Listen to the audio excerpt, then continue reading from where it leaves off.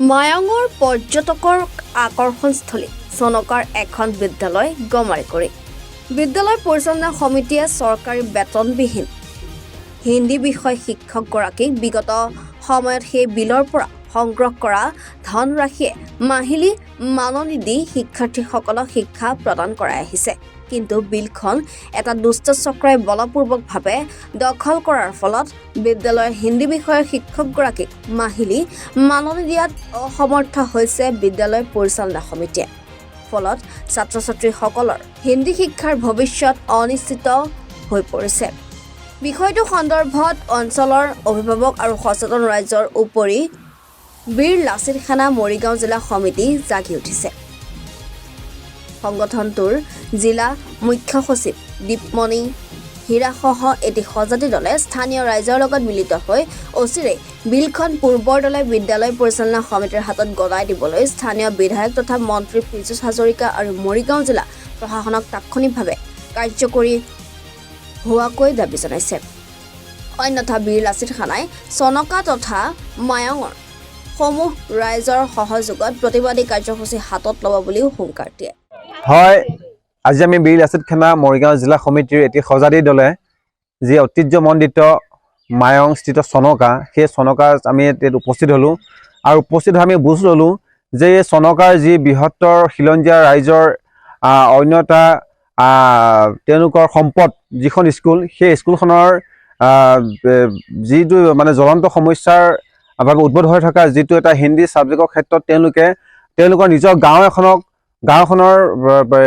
যিখন বিল আছে, সেই বিলখনৰ পৰিচালনাত যিসমূহ ৰাজহ পায়, সেই ৰাজহ টকাখিনিয়ে তেওঁলোকৰ এই হিন্দী যিজন শিক্ষক আছে শিক্ষকজনক তেওঁলোকে পৰিচালনা কৰাৰ ক্ষেত্ৰত তেওঁলোকে অতীজৰ পৰা তেওঁলোকে চলাই আহিছিল।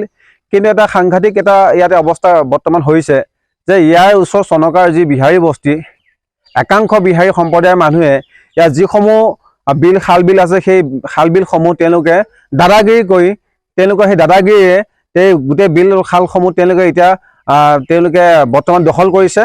গোটেই ক্ষেত্ৰত বীৰ লাচিত সেনা অসম মৰিগাঁও জিলা সমিতিয়ে মৰিগাঁও জিলা সন্মানীয় আয়ুক্ত আৰু এই যি জাগিৰোড সমষ্টিৰ স্থানীয় বিধায়ক তথা পীযুষ হাজৰিকা ডাঙৰীয়ালৈ আমি স্পষ্টভাৱে দাবী উত্থাপন কৰিছোঁ, অতি সোনকালে এই যিখন বিল, সেই বিলখন আমাৰ চনকাবাসী যিসমূহ আমাৰ খিলঞ্জীয়া ৰাইজ আছে, পূৰ্বৰ দৰে যি ধৰণে আমাৰ বুবুল দাস ইয়াতে মন্ত্ৰিত্ব থাকোঁতে তেওঁ এই গোটেই গাঁওখনক এই স্কুলখনৰ নামত পৰিচালনা কৰাৰ নামত তেওঁলোকে আগতেই এটা নীতি নিৰ্দেশনা উলিয়াই কিনে সেই নিৰ্দেশনা হোৱাৰ পিছৰ পৰাই গোটেই খাল বিলখন পৰিচালনা কৰি আছিল। ঠিক তেনেদৰে এতিয়া সেই অব্যাহত ৰাখিব লাগে। আৰু গতিকে এই বিষয়টো পুনৰবাৰ আমি এই দুইজন ব্যক্তি মৰিগাঁও জিলা আয়ুক্ত আৰু স্থানীয় বিধায়ক তথা মন্ত্ৰী পীযুষ হাজৰিকা ডাঙৰীয়ালৈ আমি স্পষ্টভাৱে দাবী উত্থাপন কৰিছোঁ। আৰু অতি সোনকালে যদি গাঁওখনক যদি ব্যৱস্থাপনা কৰি নিদিয়ে, কিন্তু আমি পৰৱৰ্তী সময়ত বীৰ লাচিত সেনা অসম মৰিগাঁও জিলা সমিতিৰ আমাৰ মায়ং আঞ্চলিক সমিতিৰ লগতে চনকাবাসী ৰাইজৰ সহযোগত আমি যি সময় উপযোগী আমি পদক্ষেপ গ্ৰহণ কৰিব লাগে, আমি নিশ্চিতভাৱে আমাৰ সময় উপযোগী সিদ্ধান্ত গ্ৰহণ কৰিম। ধন্যবাদ। জয় অসম। জুবিন গাৰ্গৰ গীতসমূহৰ ওপৰত আধাৰিত গানে কি আনে নামৰ এটা সুন্দৰ অনুষ্ঠান আপোনালোকৰ ওচৰলৈ আহি আছে অতি শীঘ্ৰে।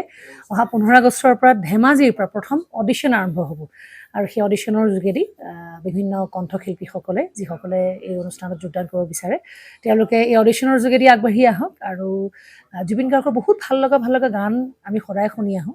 আৰু আপোনালোকৰ যদি ভাল লগা গান থাকে, জুবিন গাৰ্গৰ আপোনালোকে গাই ভাল পায়, তেন্তে অডিশ্যনত যোগদান কৰক। মোৰ ফালৰ পৰা আন্তৰিক শুভকামনা থাকিল এই সম্পূৰ্ণ অনুষ্ঠানটোলৈ।